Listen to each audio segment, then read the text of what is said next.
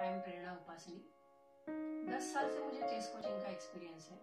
ऐसा कहते हैं कि chess is a game of intelligent people. Yes it is, लेकिन इतना डिफिकल्ट भी नहीं है कि जितना लोग समझते हैं। आज से मैं एक बेसिक चेस कोर्स की सीरीज शुरू करना चाह रही हूँ। इसमें मैं आपको चेस बहुत सिंपल तरीके से शुरू से लेकर एंड तक सिखाना चाहूंगी। अगर आप ये सीरीज सारे वीडियोस अगर आप देखेंगे तो आप इतने तैयार हो जाएंगे कि आप कंपटीशन में भी भाग ले सकेंगे। ये एक मेरी कोशिश है जिसमें मुझे आपका साथ चाहिए। चलिए फिर शुरू करते हैं बेसिक चेस कोर्स। हम शुरुआत करेंगे चेस बोर्ड इन्फॉर्मेशन से, क्योंकि कोई भी खेल अगर हम खेलते हैं तो जैसे क्रिकेट के ग्राउंड की हमें नॉलेज होनी चाहिए, वैसे ये हमारा चेस का ग्राउंड है। सबसे पहले हम इसकी इन्फॉर्मेशन लेंगे। चेस बोर्ड में नंबर ऑफ स्क्वायर्स जो होते हैं वो 64 होते हैं, वो फिक्स्ड होते हैं। चेस बोर्ड का जो साइज है वो कम या ज्यादा हो सकता है, लेकिन ये नंबर ऑफ स्क्वायर्स जो है वो 64 ही रहेंगे। चेस की लैंग्वेज आपको सीखनी पड़ेगी। चेस में ये जो स्टैंडिंग लाइंस होती है, स्टैंडिंग लाइंस में 8 स्क्वायर्स होते हैं। ये 8 स्क्वायर्स मिला के बनती है एक फाइल, और वो फाइल्स को नाम दिए गए हैं। जैसे कि यहाँ पर ए लिखा हुआ है, ये हुई ए फाइल, ये हो गई बी फाइल, ये हो गई C file and so on up to H file. Chess में जो स्लीपिंग लाइंस होती है उन्हें कहा जाता है रैंक्स, और उनको भी नाम दिए गए हैं। जैसे ये है फर्स्ट रैंक, ये है सेकंड रैंक, ये है third rank and so on up to the 8th rank. Chess board में जो स्लांटिंग लाइंस होती है इन्हें कहते हैं डायगोनल्स, और जो लॉन्गेस्ट डायगोनल्स होते हैं वो 2 होते हैं। एक ये है जो डार्क स्क्वायर से जा रहा है, और दूसरा ये है जो लाइट स्क्वायर से जा रहा है। ये हो गए लॉन्ग डायगोनल्स। अब चेस बोर्ड में जितने भी स्क्वायर्स हैं उन सबको नाम दिए गए हैं। वो नाम फाइंड आउट करने का तरीका ऐसा है। अगर मैं इसका नाम फाइंड आउट करना चाहूंगी तो नीचे देखिए फाइल का नाम है ई, और यहाँ देखिए रैंक का नाम है 5, तो ये स्क्वायर का नाम हो गया E5। सिमिलरली इसका नाम हो गया F7।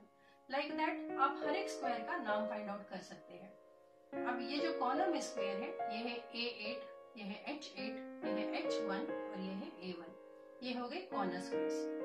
चेस बोर्ड में जो सेंटर में स्क्वायर्स होते हैं वो सेंटर स्क्वायर का बहुत ज्यादा इंपॉर्टेंस होता है। सेंटर स्क्वायर्स के नाम है D4, T5, E4 and E5। जब भी चेस बोर्ड अरेंज करेंगे तो एक बात आपको ध्यान में रखनी है कि हमारे राइट हैंड साइड में लाइट कलर का स्क्वायर आना जरूरी है।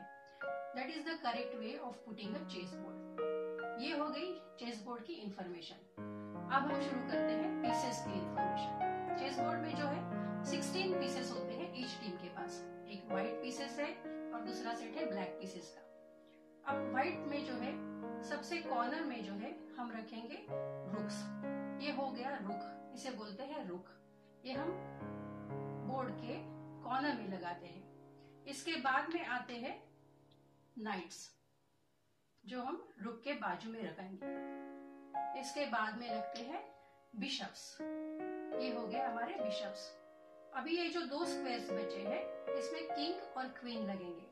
अब मैं आपको आसान तरीका बताऊंगी, क्योंकि यहाँ पर थोड़ा कंफ्यूजन हो जाता है कि कहाँ क्वीन रखनी है और कहाँ किंग रखना है। तो जो कलर की क्वीन है वो उसी के रंग में जाएगी। जैसे कि वैसे तो कहा जाता ऐसे है कि डी फाइल में क्वीन है और ई फाइल में किंग है, लेकिन याद रखने के लिए आसान तरीका यह है कि जो कलर की क्वीन है उसी कलर के स्क्वायर में हो जाएगी।